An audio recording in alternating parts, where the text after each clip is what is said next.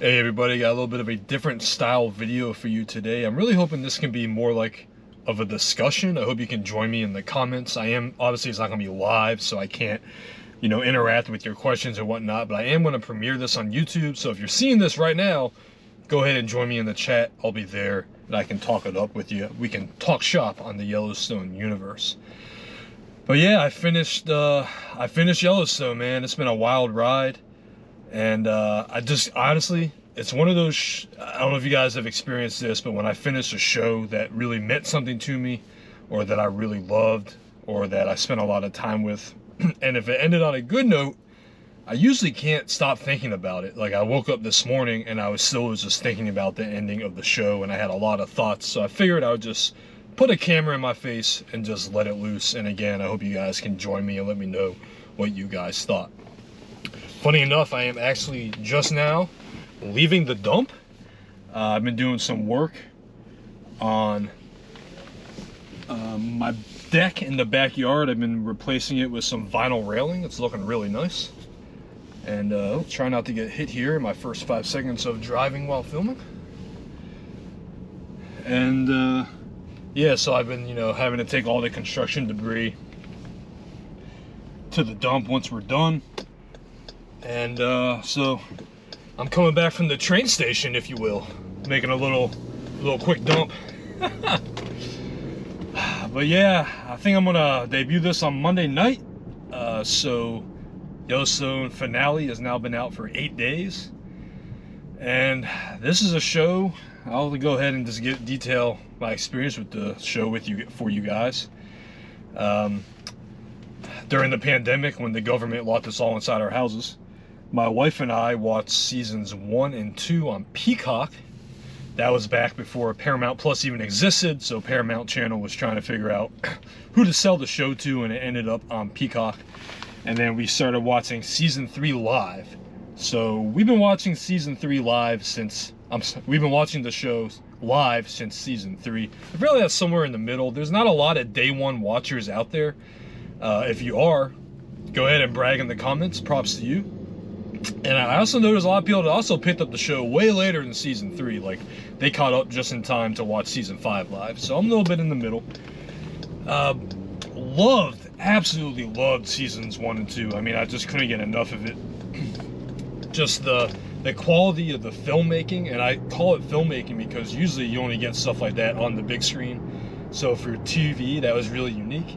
And just the story, the family drama. Every season, there wasn't just, one villain or one adversary of the Dutton family. There was multiple storylines going on at once, which I thought always really worked. And then, unfortunately, as we got into, late season 3 and then season 4, and then especially part 1 of season 5, I mean, the writing just kind of started to fall off. We were getting, those symptoms of when a show is really popular, so they don't want to let it die, but yeah, it's just going on too long. By the way, I actually have my Yellowstone hat with me. Yellowstone National Park. I usually wear that when I'm out here doing work, or outdoor work at least. I actually went out to Yellowstone and the Grand Tetons. It was more than a year ago now, but man, did that trip change my life. That's something I always wanted to do, and watching the show, it made those feelings even stronger of wanting to be able to go out there. So if anyone, if you guys haven't been, you ever have a chance to go out there to Yellowstone National Park and the Grand Tetons, I could not recommend it enough. And if you're watching this, you probably love the show, so you would really enjoy going out there and seeing the great scenery that our country has to offer. But, we had gun shootouts at diners. Once John ran for governor, I was like, oh boy, they're really running out of ideas. Then we had Casey's whole season with the wolves and the dreams and living out in solitude. I mean, it got rough there. This was a show where the writing really fell off a cliff, in my opinion.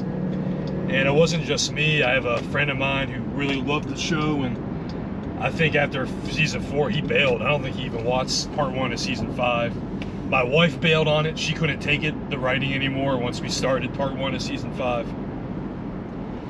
And all that to say, hold on, let me think if I'm forgetting anything else about crazy stuff. I mean, Beth was a beloved character for men and women. I mean, she's one of the more popular TV characters ever.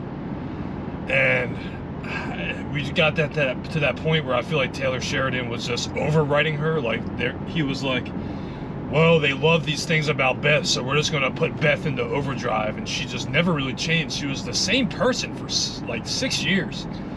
And for that kind of got a little old for me. And every season, I mean, how many land threats, development threats can you have? It started being the same people over and over again. Airports, ski resorts, shopping malls. I mean, it just never ended.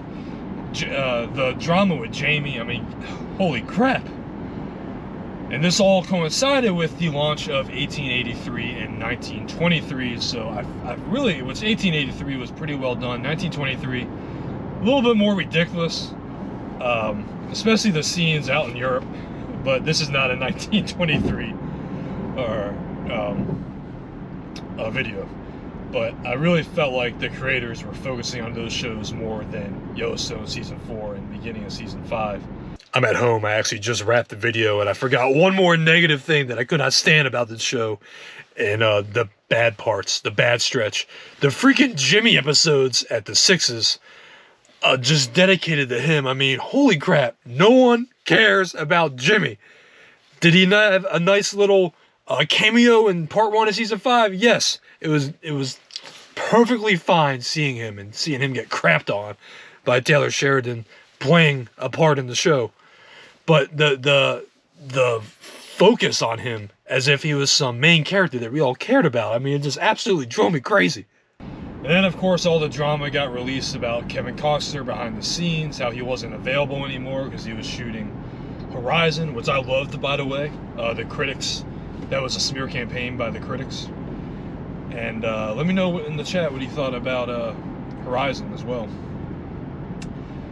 And, you know, how much he had to do with the story, and him and Sheridan weren't agreeing on how all the characters should play out, and yada, yada, yada, and he wasn't available to even film the second part of the season. And this led to so many delays, along with the writer strikes. I mean, this show had no business ending on a high note, which I think it did. Get all that negative stuff out of the way. Again, loved seasons 1 and 2, adored it. Every time the opening credits would roll with that music, oh, I would get tingles. And man, it is rare these days for a show to end well. And I gotta be honest, I think they absolutely nailed it. And funny enough, I don't think it would have been as good if Kevin Costner stayed on.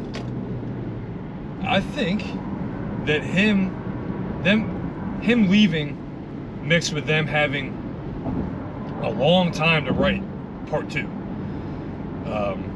This goes to show, for all you guys that complain about time in between movies, for sequels, or for seasons of TV, and then you also complain about the writing sucking. Well, yes, if you want season 2 to come out 8 months after season 1, the production's not going to be as high quality. Now you see, when you give people time to actually craft a story, the product's better. Who knew? Same thing is going on right now with the Batman 2. Batman 2 is going to end up coming out 4.5 years after the first one. But you know what? I had no doubt that movie is going to be absolutely fire. But yeah, you know, they were in a corner a little bit. Obviously, the lead of the show just leaving. They basically had to kill him off screen. Obviously, we're going to start getting into the spoilers here. Just bear with me as I change lanes here on the highway. As you can see, I do not live out west. I live in Maryland, so always got to be... I'm risking my life just filming this. No, not really, but sometimes you got to be aware while changing lanes. But yeah, I feel like the choices they had to make with writing Kevin Costner out of the show actually made for a better finale. Off the jump, just starting immediately with him being assassinated in the governor's mansion, I was like, oh my God, we're back. I was not even excited to watch this. The only person I know in my life, again, my wife bailed, My friend Brandon, who loved the show, loved it enough to dress up as Rip for Halloween. He bailed. I have another friend who I believe watched it. I think he also dressed up as Rip one Halloween. I mean, that's how popular this show was at points. People that don't even watch TV and movies like that were dressing up like these characters for Halloween. And no one was looking forward to part 2. Except for my mom, God bless her. She started with the prequel shows, and then she watched Yellowstone on demand and on Blu-ray. And so she couldn't wait. She loved the whole thing. And she was bummed that I wasn't watching it live. I recorded it, and then once the finale dropped, I went ahead and just watched. It's only 6 episodes and an easy watch. So if you guys were like me and you weren't very high on the show anymore, but you used to love it, don't be afraid to just, I mean, again, it's 6 episodes. You can get through it quick. I can't say enough about how much I loved it and how much it meant to me that this show ended on a high note. The acting, especially from Kelly Riley, Beth, and Luke Grimes, Casey. I mean, I thought Kevin Costner actually died in real life. They were, the whole cast, the power of that character being gone, they all nailed it to the nth degree, to the point where it felt like one of those situations where the main character died in real life and they had to finish the show. I mean, that's how much they sold it. So props to them. And obviously there's been some drama. Luke Grimes is saying this was like the easiest season that they filmed because the drama with Costner from behind the scenes wasn't there. I'm not going to get into all that. Obviously I wasn't there, but I can definitely see that being a thing. I mean, look, when you're Kevin Costner, you're going to get writing credit. You're going to get writing say in how a lot of this stuff shakes out. And again, if that character, if they didn't force themselves to have to kill him, I just don't think it would have ended in such a neat and tidy way. I've mentioned a couple of times that this show meant a lot to me. I mean, it did. I was a different person when I started watching this show. My wife and I weren't even engaged. We had just moved in together, our first solo place together when we started watching the show. And now, I mean, we're married. We have a house. And yeah, I mean, life has changed a lot since I started this show, and then that's been one of those constants through it all, and it's something I enjoyed doing with her. As I've mentioned, I had to finish it without her. I thought the brutality of assassinating him and straight up saying, like, yeah, Jamie was behind it, the lawyer he was hooking up with orchestrated it, and then you had the nice tie-ins where Casey got to call some of his special ops guys from back when he was in the military so that he could close that loop so he knew his family would be safe. There's a lot of callbacks to the first episode of the show. For John's funeral, they play the same music, Ahsoka Farewell, which is the theme song of Ken Burns' The Civil War series. And I finished the show at 1 a.m. in the morning. I just couldn't stop watching it. And then I was like, man, I kind of want to go back and revisit, how this show started. So I started skipping through season 1, episode 1, and they play the same exact song for Lee, the older brother that gets killed in the first episode. They play that same song during his funeral as the family all walk to the same graveyard. Obviously, during John's funeral, they show Elsa's grave from 1883. The first Dutton family member to die on the land. Also, there's a powerful scene in the first episode where John's, begging Casey he wants a relationship with his grandson. And he tells him, hey, one day you and Tate are going to have a conversation, and you need to make sure that conversation goes the right way, because this is the fallout of that conversation not going the right way. And he was referencing how Casey left the ranch, he joined the military, they weren't close anymore, to the point where John really didn't even know his grandson. And talk about a direct callback. Casey and Tate in part 2 of season 5 had that discussion together. He's like, look, son, if you want to run this ranch, I will save it for you. Just tell me. And he had that conversation, and he listened to his son. Tate wasn't really about it. He was like, I just want to be with you and mom. And that's how they ended up with the east part of the ranch with their 5,000 acres. What do they call it? Eastport? Not Eastport. That wouldn't really make sense. It's East something. East Ranch, whatever. And I thought that was tied up really nicely. So, you know, the Dutton family still owns part of the ranch. But then we get that fantastic 1883 callback where the Native American tribe leader told Tim McGraw, the Dutton patriarch, in 7 generations, my ancestors are going to take this land back. And they didn't necessarily take it, but talk about another wrap up in the bow moment. Casey sold them the land for the exact amount that it was worth back when it was taken in the 1880s. $1.25 an acre. And Rainwater, the Native American leader, makes a joke about how, congratulations, you just made the worst land deal in American history since we sold Manhattan. And it will be protected forever. Excuse me as I'm pulling into my driveway here. I overshot my time home, but I'm going to keep talking because I got more to say. It is sad. You know, we've seen so much. We've seen the Dutton family, what they went through to get the land in the first place in 1883. We're getting a sense of how every generation really had to fight to keep it. We're getting a sense of that in 1923. Obviously, that's been a theme of Yellowstone. But at the end of the day, I do think John Dutton, and I think as viewers, we should be happy that even though, oh, my wife's pulling up now. She definitely just went and had a coffee break. I'm off today, but she's still working. God bless her. Sorry about that. Where was I? $1.25. Yes. I think John, at the end of the day, I feel like John Dutton, as well as a lot of his viewers, and I actually work in land preservation. That's my day job, is saving battlefield land in America. So I'm big into land preservation, and at the end of the day, no, the ranch wasn't saved, but what really matters, the landscape, the land, the thing that the family has been fighting to keep whole for 120 plus years, 140 years. No, 120. Math was off there. 120 plus years. Always trust your instincts, Andy. It is saved. It can never be touched because it is now part of the Indian reservation. And again, Casey and his family, the Dutton line will go on. They still are on part of the property. And what they did, which I thought was really smart, is, you know, they had, if they would have had Casey and Monica go off to another ranch somewhere or move to another house, kind of like how Rip and Beth did at the end, I don't think the finale quite would have been as satisfactory for me. It's the fact that they're still on the Yellowstone property. I mean, 5,000 acres is a nice chunk of land.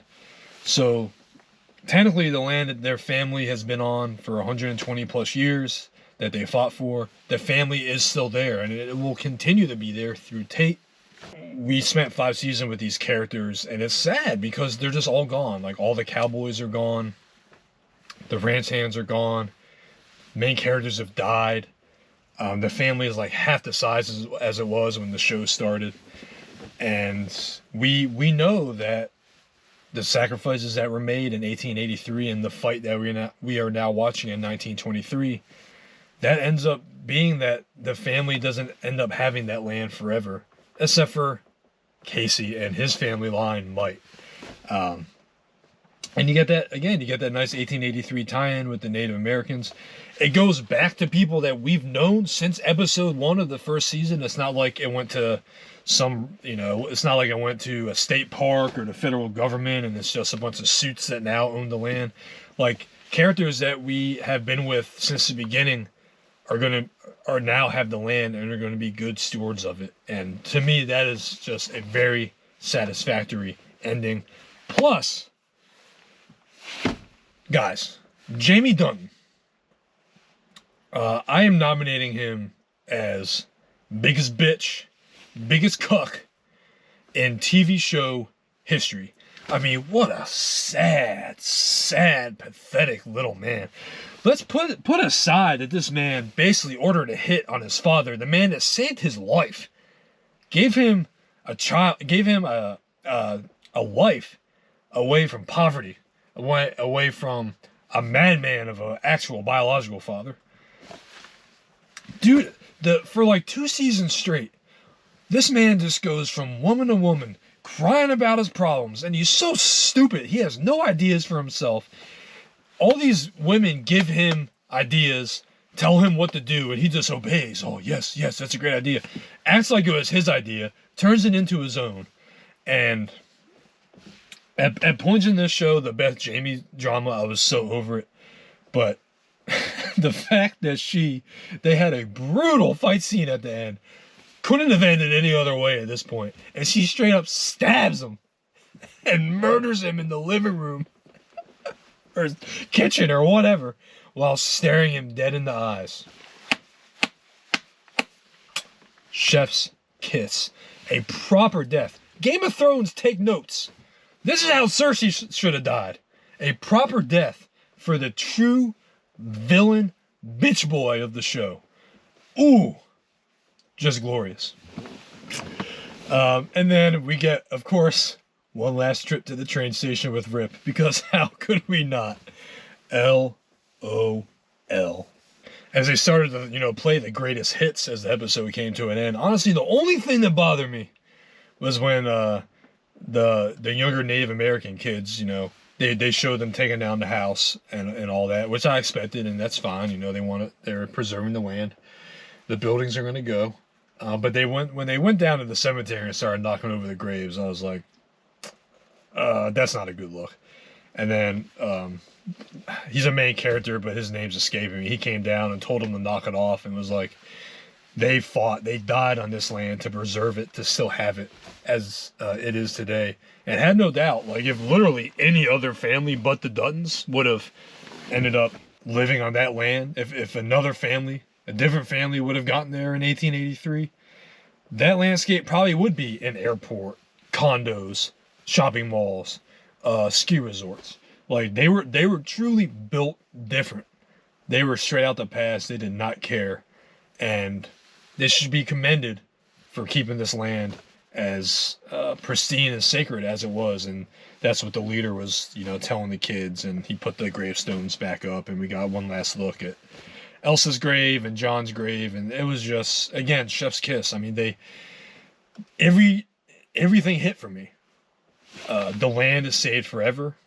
Part of the family is still on the land. Beth is finally happy. Rip gets to now build his own ranch after, working to lead and build a ranch that was never his. Now he gets to have his own legacy on his own property. We had nice wrap-ups for a lot of the cowboys and the ranch hands, and it's really hard to end a show, especially once it goes this long. If you go into something as like a limited series, a little easier to end that. When something's really popular and it goes this long, it can be hard to pull the plug. And I just, hats off to you, Mr. Sheridan, for pulling it off. Again, props to the cast. This was the best acting that the show has had in years, in seasons, no doubt about it. The future of the Yellowstone universe.